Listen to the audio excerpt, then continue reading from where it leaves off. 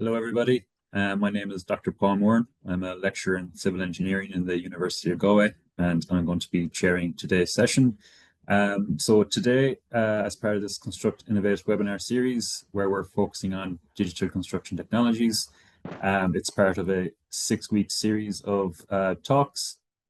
And this week, we are focusing on building information modeling in practice. And as part of that, we have essentially 3 speakers who I'll introduce in a minute. But first off, this is week 2 of the 6-week series that's running from the 4th of November up to the 9th of December. So today we have 3 different speakers. So first off, we have Aidan Kenny, who is an associate director from AtkinsRéalis, and he's going to be discussing collaborating without borders, BIM as an engine for modular and offsite success. And following that, we have 2 speakers from the Irish Green Building Council. First, Fernanda Rocha, who is the EBD Program Administrator, and Bernadett Császár, who is a building efficiency researcher as well. So they will be discussing digital building passports and digital product passports. So there is a Q&A function at the bottom if people have questions during the presentations, and following the presentations of all 3 speakers, we will then do the Q&A session. Okay, so I'll hand over to Aidan now. Okay, so my presentation today, I suppose, ties in nicely with the Construct Innovate theme around BIM, or building information modeling in practice. And the title of my presentation is around collaborating without borders and using BIM as the engine for modular and off-site success. And firstly, I'd like to thank Construct Innovate for the invitation and the opportunity to present. So I'm going to be presenting the project today, and how we use BIM to really deliver for a really great client of ours who I'll introduce later on in the presentation. So I suppose as an introduction, first of all, I'll introduce myself and AtkinsRéalis, and then I'll move on to the EcoCore infrastructure, which is what this project was based around. Then we'll have a look at the collaboration story, how we collaborated together to deliver this project. I'll do a quick demo on the model, and then I'll present some key takeaways that we found when delivering this project. So I suppose as an introduction to myself, first of all, my name is Aidan Kenny. I am Associate Director with AtkinsRéalis, working out of our Galway office in Ballybrit, beside the racecourse. For anybody from the West, that's where we are. So AtkinsRéalis Ireland, who we are. So we are a leading multidisciplinary design consultancy, delivering engineering, architecture and project management services across infrastructure, transportations and technology sectors within Ireland. So we have a full in-house multidisciplinary design team that work across our offices in Dublin, Cork, Galway, Dundalk and Belfast. And we combine global expertise with local knowledge to deliver smarter, more sustainable solutions for our clients. And with that as well, digital and innovation are at the heart of our approach. So we're always looking for more efficient ways to deliver our projects, to add value to our projects for clients, and to collaborate together as well. And touching on the theme of collaboration, AtkinsRéalis Global, then when I talk about AtkinsRéalis as an organization, you know, we're a large organization operating in over 40 countries to deliver all sorts of complex infrastructure, nuclear. We'd be heavily involved in the nuclear sector. We work on a lot of the big projects over in the Middle East as well. So, you know, we're a big organization, and with that in mind, you know, what we're seeing more and more on our projects these days is that, and it's really something that we try to tie into a lot, is that we, you know, where we need specialist design services, or we need to bring in a specialist team to support on projects, we're able to leverage the size of our organization and to leverage the, you know, the really granular knowledge that exists across our organization to bring value and add design services into our own projects. And with that in mind, I suppose it's very easy saying that, but doing that can be a challenge. And we have found that BIM and I suppose the introduction of digital tools into our processes really helped with that. And in the demo of what I'm going to be presenting now, a project called EcoCore, I'm going to show you how we did that basically. So EcoCore, what is EcoCore? So EcoCore is essentially a product designed by a really forward-thinking, innovative client of ours called Nautilus Data Technologies, right? And what they seek to do is revolutionize data center infrastructure with a patented modular design that Nautilus have developed, supported by a patented water cooling system or cooling distribution units that provides superior heat rejection in their data centers.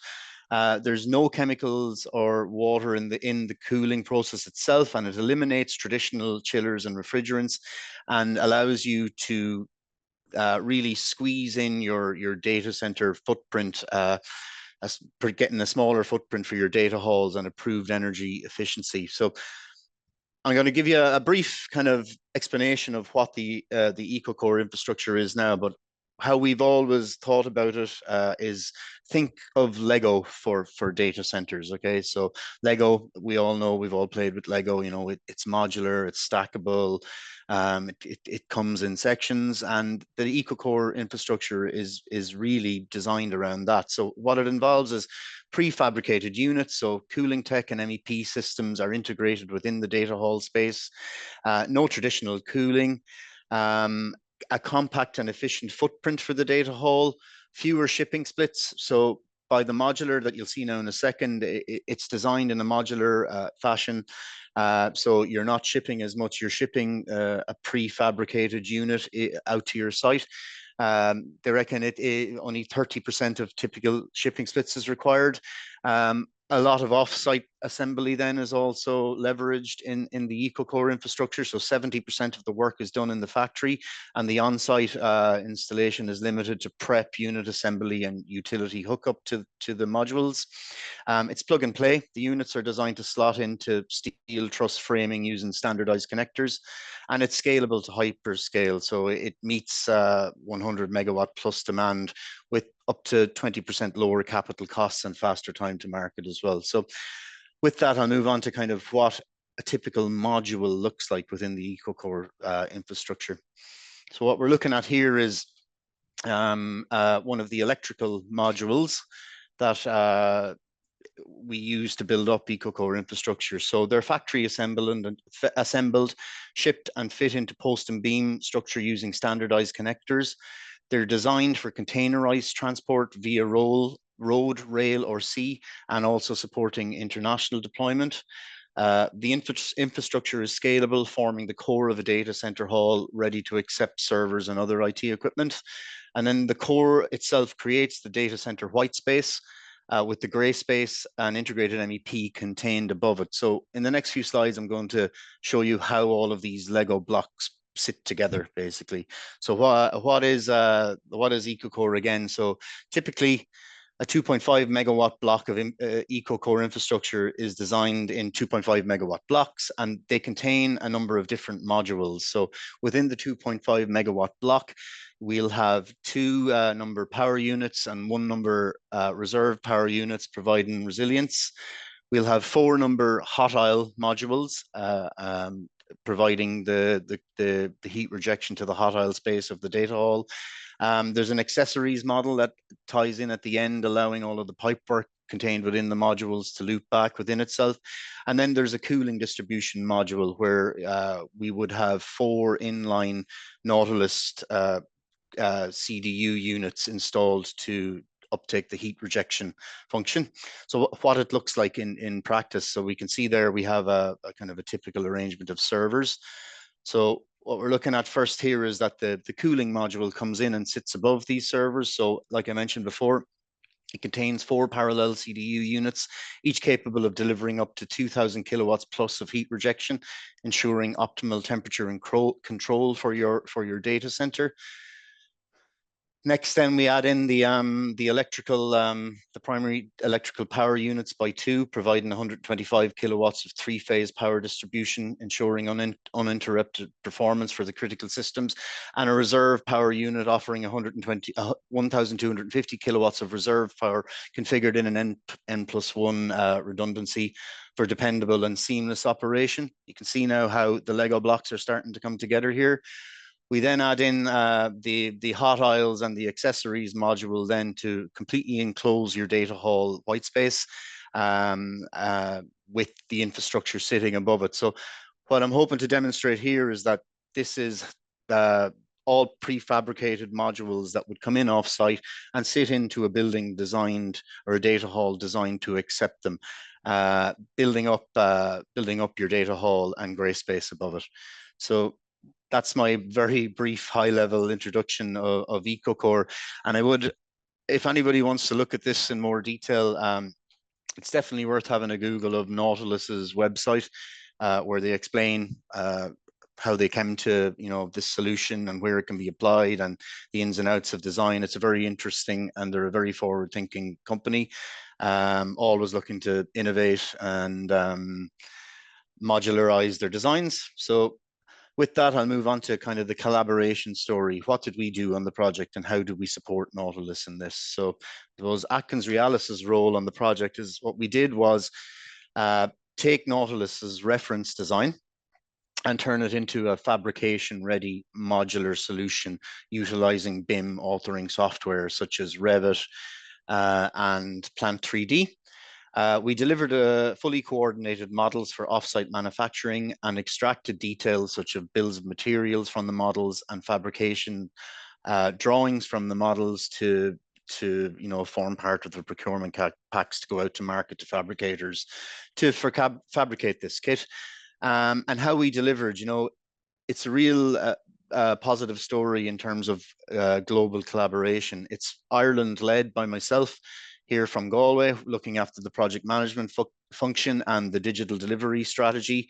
And then we also mobilized teams across our wider AtkinsRéalis global business with the skill sets needed to deliver. And I'll get into more detail on that in the next slide. We looked at then establishing the digital foundations for the project. So early on, we established ISO 19650 principles, clear rules for naming, level of detail, and model federation. We established a common data environment, which is another kind of item asked for by ISO 19650, and a common data environment that we chose for this is Autodesk Construction Cloud, and it provided a single place for all of the teams to work within, to collaborate on the delivery of the project. And then we built a people process technology framework for seamless delivery. So, recognizing that people are working on it, supported by technology and defined processes to really streamline delivery. We selected the correct tools and workflows. So again, mentioning common data environment for real-time collaboration was ACC, Autodesk Construction Cloud. We federated the model and used structured issue tracking for tracking comments amongst the teams within ACC. And we relied heavily as well on visual coordination. Everybody, what you're looking at there on the left-hand side of the screen is, the federated model for this project. So we relied heavily on that, and all of the teams working on the project were able to get into that model and add issues directly within the common data environment and assign them to who needed to respond on it.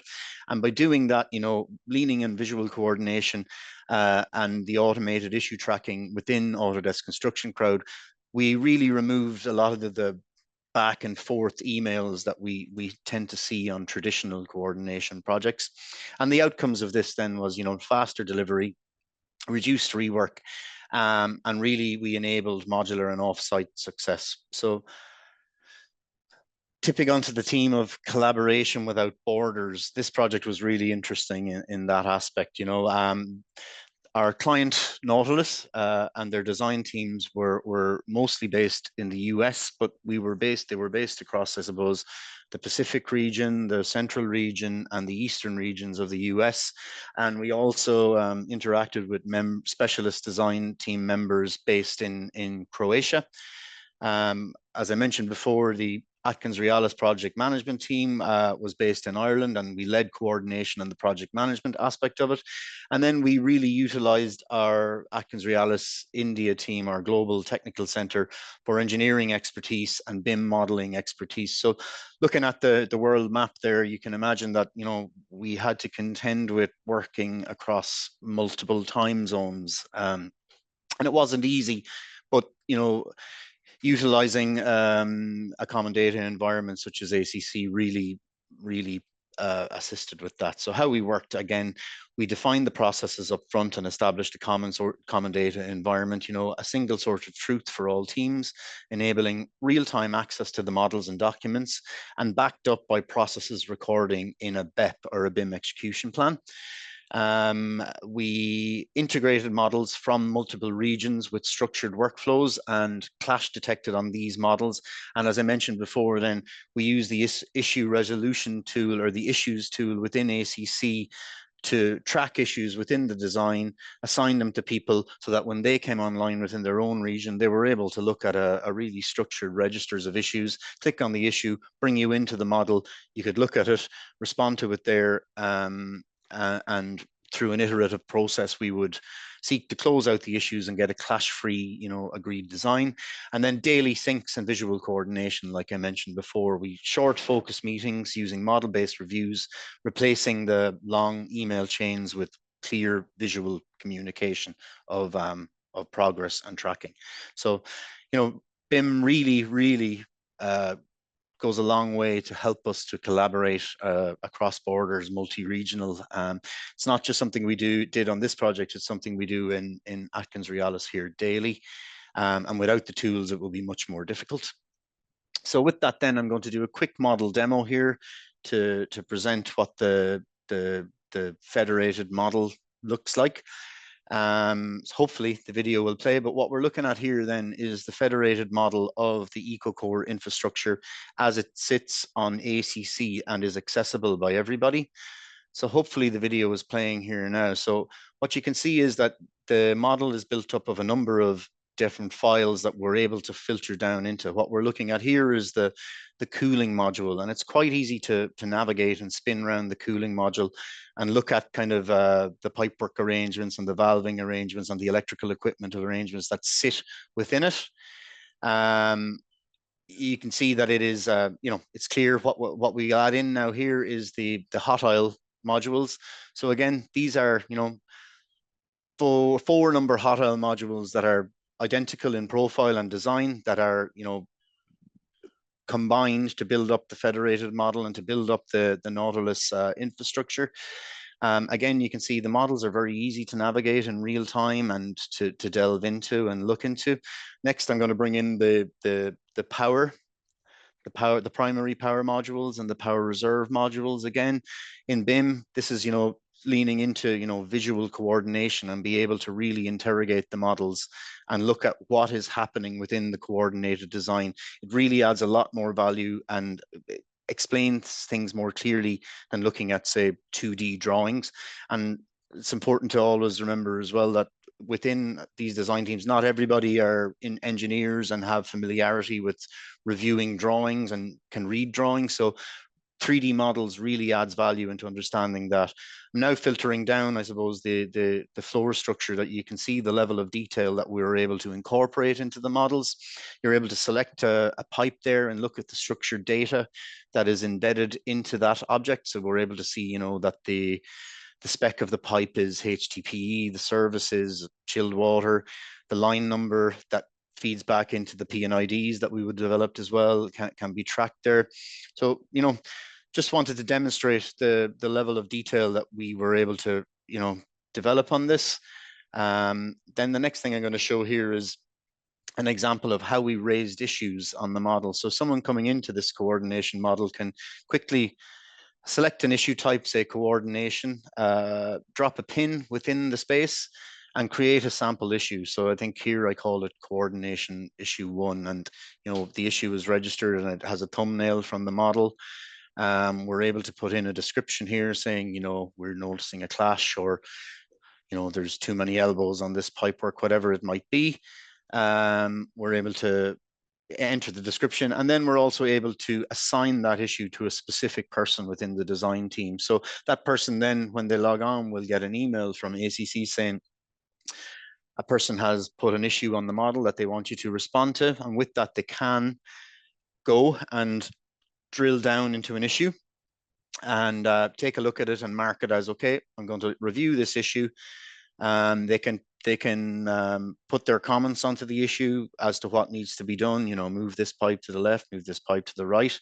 And then they're able to close out the issue then as well and note that the issue is closed or the issue has been resolved. So we really leaned into, you know, this to help us work across time zones where not everybody may be online at the same time. So everybody was able to log into the model in the morning, see what issues were logged against them and respond to them. And then I suppose the respondees are able, when they come on, are able to really look at what is assigned to them and make a call on what needs to happen or how the issue should be closed out. So that's just a very brief model demo of what we did and how we developed the model for the EcoCore. So the next thing I wanted to show you then is once we had a coordinated model agreed and signed off on, we were able to automate a lot of the fabrication outputs from the model. So we were able to, you know, the structural and architectural elements of the model was authored in Revit. And then the pipework design was authored in Plant 3D. So we were able to really, you know, use the tools within Revit and Plant 3D to auto extract our general arrangement and section drawings and isometrics as well to build out the fabrication pack to be issued to the fabrication teams. But also we were able to schedule out materials and quantities of materials that, you know, really leaned into an efficient procurement process in this. You know, when we went out to, or when our client went out to tender, you know, the procurement pack was detailed enough for each of the fabricators to give their prices back. So that's just a brief example of what maybe some of the fabrication outputs look like. And important to remember that they are not disconnected from the models. They are cut directly from the files that built up the federated BIM model. So we're confident that what we're looking at on the fabrication drawings and in our bills of materials is coordinated design. So with that, I'll move on to the key takeaways from the project. So really, key takeaways, this is a real good project to demonstrate BIM in practice. You know, BIM was the enabler for this piece of work that we did. It provided a single sort of truth for global teams. It allowed precise coordination of modular components before fabrication, and then delivered fabrication-ready outputs directly from the model. And why it mattered, it accelerated delivery. Offsite fabrication and modular design cuts time to market dramatically. It improves quality. So digital coordination ensures precision and reduces costly rework on site. It enabled global collaboration, so our teams worked seamlessly together across multiple regions and time zones, and it supported sustainability as well. It's important to remember, you know, optimizing design reduces waste and energy consumption in the final asset. So beyond this project, you know, what are my thoughts on BIM and how it can be used? So, and particularly in the context of modular and offsite success, which we're seeing more and more of here in Ireland as well. You know, modular and offsite is going to be a key component to help us deliver, you know, the housing numbers that we're being asked to, or that we're being targeted for delivering. And I feel BIM is going to form a key tool within that process. You know, design for manufacturing and assembly. BIM really enables precise detail for prefabricated components, reducing errors and waste. It really leans into standardization and repeatability. So creating templates and parametric models for consistent modular production. Design reuse, as we call it here in Atkins. You know, if you design something once, you should be looking at where you can reuse that design. It supports digital twin integration then, so links design models to operational data for lifecycle optimization, you know, post handover. Supply chain coordination, by bringing everybody onto a common data environment. It connects designers, fabricators, and installers. Clash detection and constructability validation. By doing it in 3D, you know, we're able to identify issues early, ensuring, you know, our buildings or our modules fit together seamlessly. And then from the coordinated models, we're able to get fabrication ready outputs. So BIM can generate CNC ready data or shop drawings directly from our BIM models. And then logistics and sequencing, it supports planning for shipping lifts like like demonstrated on the Nautilus EcoCore infrastructure and assembly order. And then we were able to also, model site constraints. So when we go to site, say on a project where EcoCore is being installed, we're able to, sequence how the modules will fit within the building model itself. So in terms of, digitizing in BIM, I hope I've presented a clear kind of demonstration of how BIM really added value to this EcoCore project, and how it supports modular and off-site success. So with that, I'd like to thank again Construct Innovate for giving me the opportunity to present, and I'll hand the presentation back over.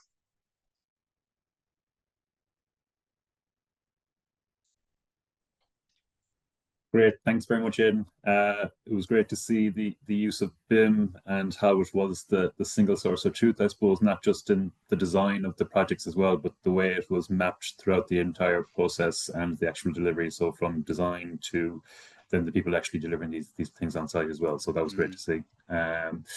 So next up now, we have Fernanda, who is going to present. Hello, everyone. I will just share my screen. I hope everybody is able to see my screen. Yes, it's perfect, Fernanda. So thank you, Construct Innovate. Thank you, everyone, for being here in this webinar today. So I'm Fernanda Rocha. I am a project manager and EPD program administrator at the Irish Green Building Council. Today, I will be talking about material passport and digital building, and my colleague Bernadett will be talking about the digital building passport. But first, I will be talking who we are. So the Irish Green Building Council is a non-profit organization with over 450 members across the whole construction and the built environment supply chain. And our mission is to accelerate the transition of the built environment to one that is more sustainable through education, innovation, advocacy, and certification. We are members of the World Green Building Councils, which is a network with 75 green building councils across the globe. This means that we are constantly in discussion and aware of projects, innovative projects happening not only at European levels, but also globally as well. We are a fast-growing team. Now we are with over 20 employees, and this is our team.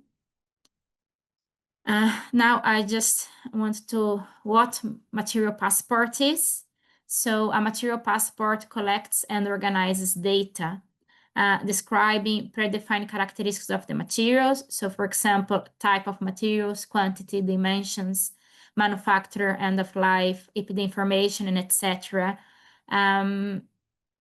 That are included in products or buildings to enable future and more efficient reuse, recycling, and recovery of these materials. It can be produced for existing and new buildings.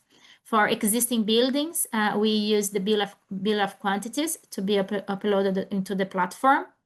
And the new buildings, they use the BIM modules.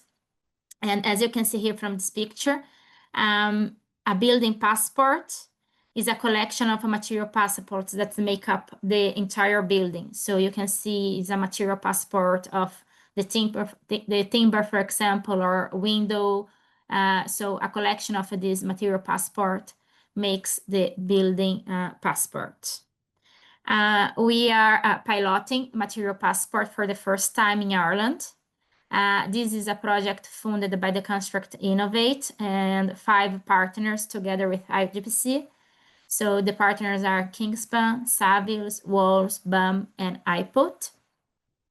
And our initial goal was to test material passports in real buildings, both existing and new, to see how material passport works in practice when we bring it to the Irish market.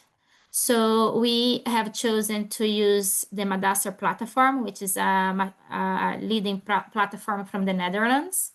And partners, they have already uploaded data, building data, to understand what information is needed, and also to identify technical and non-technical barriers and opportunities for using material passport. So from the findings so far, we can say two things.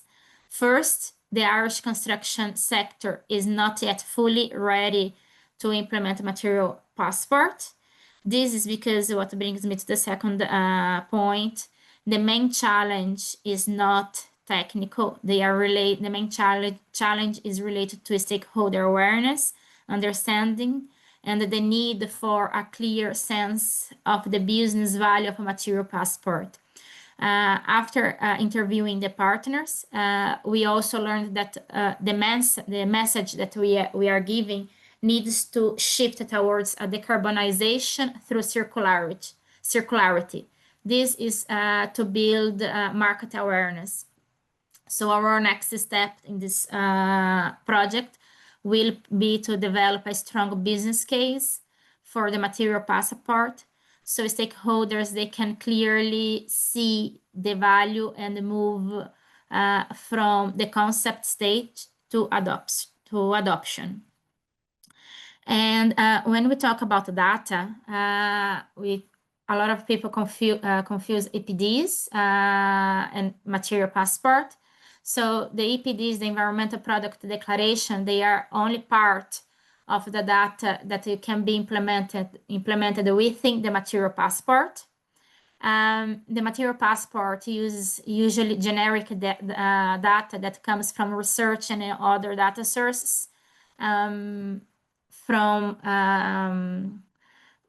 which was established by the platforms.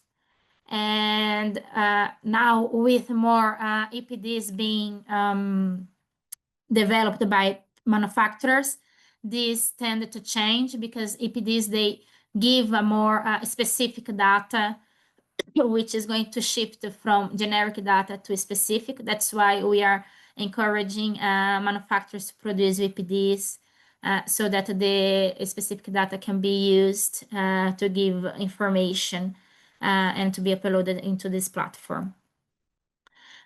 Now, I just also would like to talk about the difference between the digital product passport and the material passport, which is also often very confusing. So the material passport is a platform, it is a tool. It's not within the regulation. The digital, what the regulation, the eco-design regulation, and also the CPR regulation is mandating is the declaration of essential environmental characteristics of construction products through a digital product passport. Here, the manufacturer can choose to use a material passport platform as a tool or not. Thank you so much. Now I will give the room to my colleague Bernadett. Hi all, my name is Bernadett Császár. I'm working as a building efficiency researcher and project manager at the Irish Green Building Council. I'm going to talk about digital building passports and our renovation passport project that we're currently working on. Fernanda, can you go to the next slide? Thanks. So what is a digital building passport? It is a structured digital record of a building's geometry, systems, components, energy use and performance, and renovation history.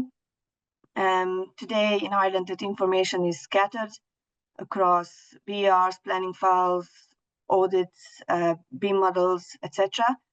A digital building passport can connect those sources so the data can follow the building through its life, like a living digital record, not just a database. So on the next slide, I'm gonna introduce the renovation passport project that we're working on. So this goes into within the wider framework of the digital building passport. And the renovation passport is the part that focuses on improvement of existing buildings. It combines what we know about the building today, a roadmap of upgrading steps, and the benefits, cost, and supports available. It gives owners a clear long-term plan instead of isolated reports. It is an SAR-funded project, and we are testing how non-residential renovation passport could work in Ireland. We work with two partners, IES and our French colleague CSTB. They are the French National Research and Innovation Center for Buildings. Next slide, please. So the Energy Performance of Buildings Directive sets out clear requirements of what every national renovation passport must include. These are outlined in Annex 8 of the Recast Directive and are designed to make the passports practical, consistent, and comparable across all of the EU member states. As you can see in the visual, each passport must contain the building's current energy performance, a graphical roadmap showing the steps of a deep renovation, and information on how those steps align with national performance standards and regulations. It should also highlight ways to improve circularity and carbon reduction, include data on renewable energy options or district heating connections, and references should be available for funding and support schemes. It also has to provide a clear breakdown of renovation measures and their expected energy and carbon savings and the estimated performance class once each stage is completed. Next slide, please. So beyond the mandatory requirements, the EPBD also outlines a set of optional elements that member states may include in their own renovation passports. These give some flexibility to adapt a passport to national priorities. For example, adding details like the timing of the renovation steps, digital access, information on completed works, all of this to make the passport more practical and user-friendly. One of the most important optional features is the inclusion of embodied carbon data. While it's not mandatory, it is becoming increasingly relevant as operational energy use falls and embodied emissions become a larger share of total building impact. In our project, we're testing how embodied carbon could be integrated into an Irish non-residential renovation passports, using BIM tools and LCA tools to see what data can be realistically captured and how it can inform better renovation decisions. But the fact that there are certain things that can be included gives a kind of flexibility for Ireland to design a passport that not only meets the EPBD, but it also reflects our own carbon and data priorities. Several EU countries already have renovation passports, Belgium, France, Germany, Denmark, but they all focus on residential buildings. I'm only mentioning this because it does show progress, but it also shows a gap for commercial and public buildings, and that's where our Irish IGBC project comes in. Next, please.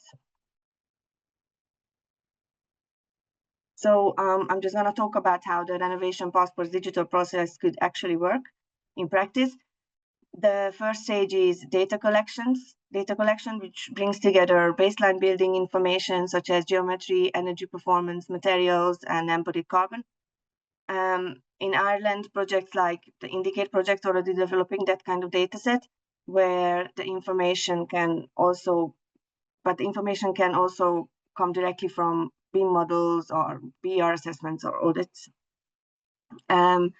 The second stage then, building simulation modeling, where digital tools test different renovation scenarios and see their impact on energy and carbon. The renovation passport is ideally software agnostic, but we have tested it on a few different softwares like IESSV, Energy Pass Design Builder, and SPAM softwares. So it can provide a solid national framework for non-domestic buildings.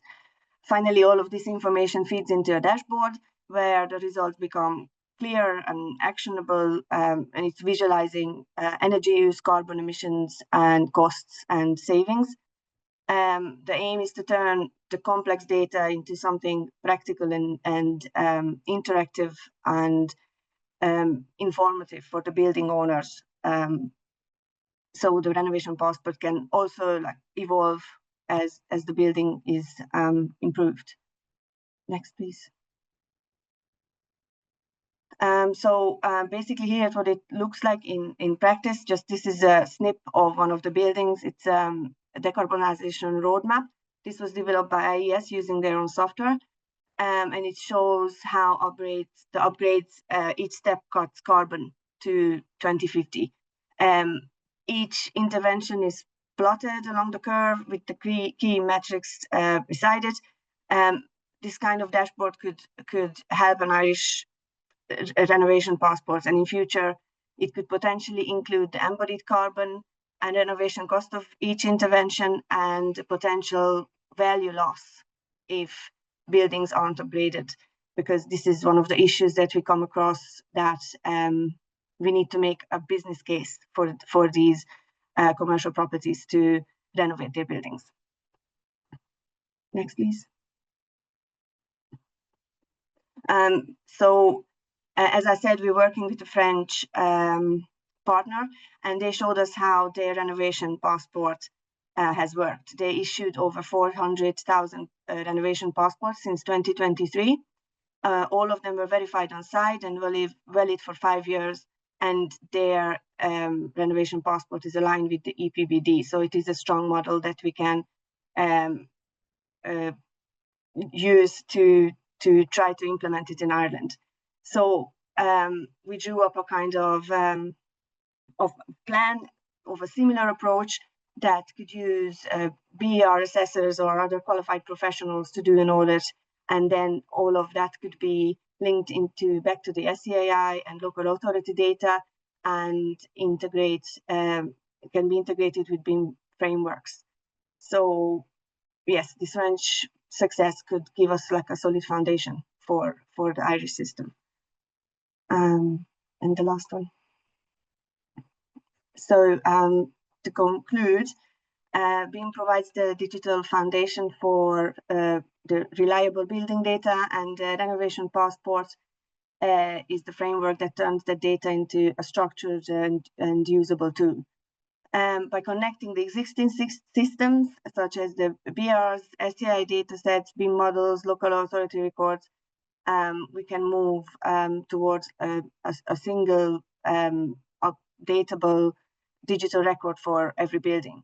And this would support a more consistent decision-making tool for owners, and clear planning for authorities, and stronger data for policymakers as Ireland works towards a net zero building stock. Thank you for your attention and the opportunity.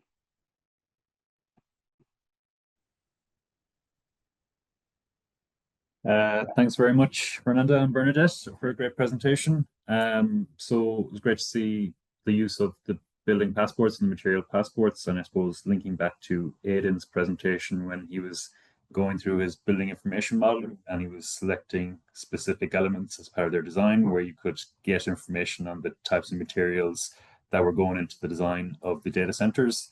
All that information that's been built up through the design phase can eventually then get sent to a building passport, which is then given to the client and can be used then at later stages. So important to see how both facets are linking up in terms of the building information model, how it's that one source of truth, and then how that then can feed into the building passport and the material passports then later on. So we have a couple of questions in the Q&A.